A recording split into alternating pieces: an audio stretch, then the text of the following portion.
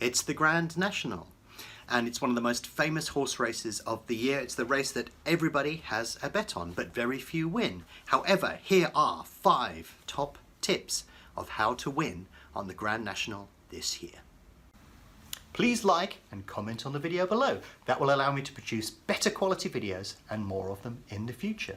If you're interested in learning to trade successfully on sports, then why not visit the BetAngel Academy, where we have more detailed videos. So my first suggestion for you is to pick a horse at random from the Grand National. After all, that's what everybody else does, so you won't feel like you're missing out. But obviously that's the least effective way of doing it.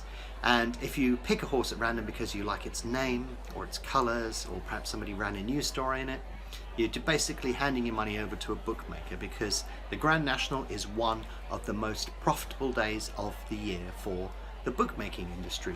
People don't have a clue who's going to win the race. A lot of pundits have no clue. Everybody throws a bit of money into the hat, and lo and behold, most people lose, and it's only the bookmakers that win. The Grand National is such a competitive race, you could pretty much think of it like bingo on legs. It's very, very difficult to actually pick one winner out of the Grand National.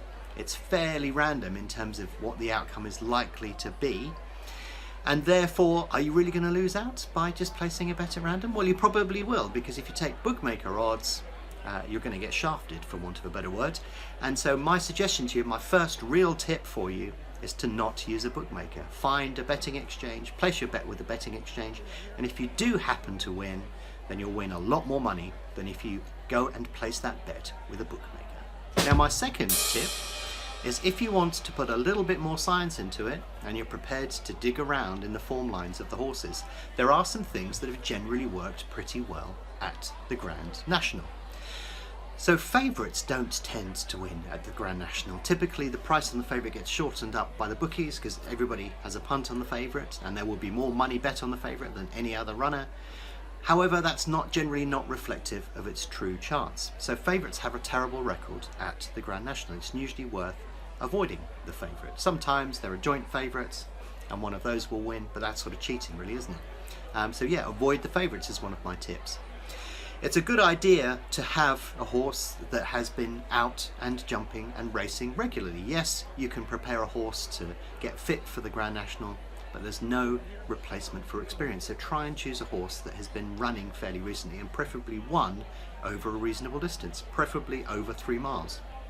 Very rare for a winner at the Grand National to have not done that and had a little bit of experience and not run fairly recently. So looking at my notes here, it says all bar one of the last 27 national winners have raced 8 weeks or less prior to winning the Grand National.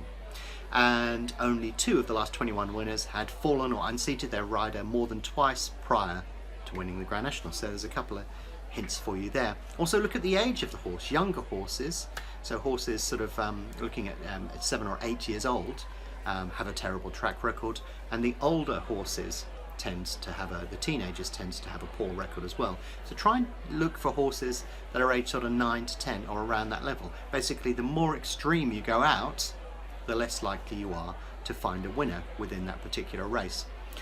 Horses that are handicapped 135 or higher have a good record. Lower than that don't tend to present much opportunity as well.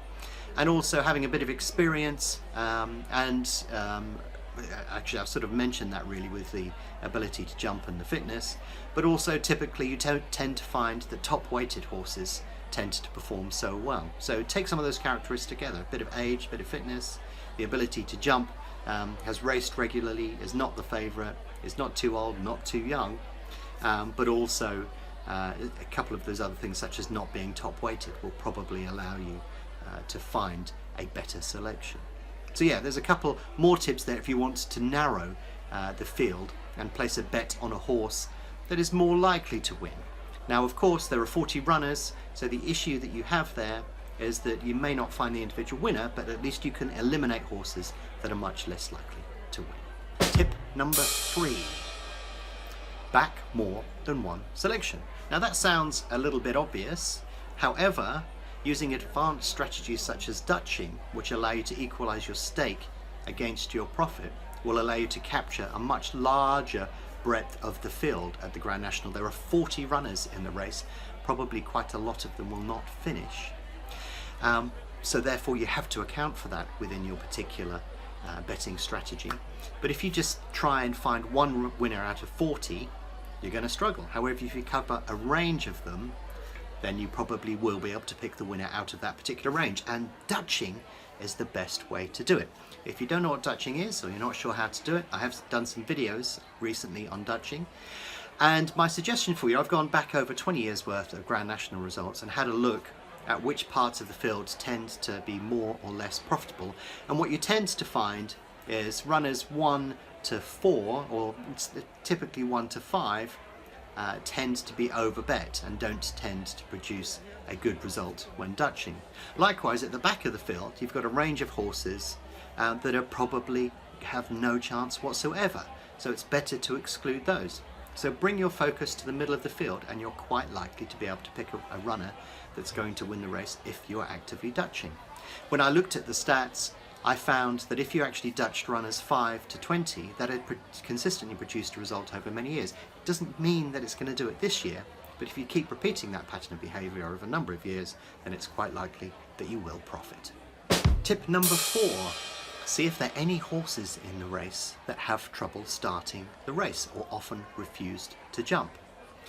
A few years back there was a horse called Battle Grip. I saw on my notes that this horse had refused to race several times in a row before the Grand National. I was shocked and surprised to find Battle Grip in the Grand National.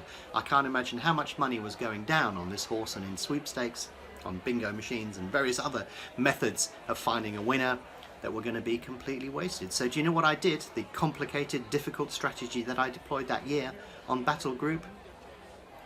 I laid him. That was all that I did. And in fact, Battle Group refused to start. However, they did false start the Grand National that year because Battle Group refused to start. They restarted the race and he refused at the first. So it was a very, very simple strategy, but one that people very often overlook.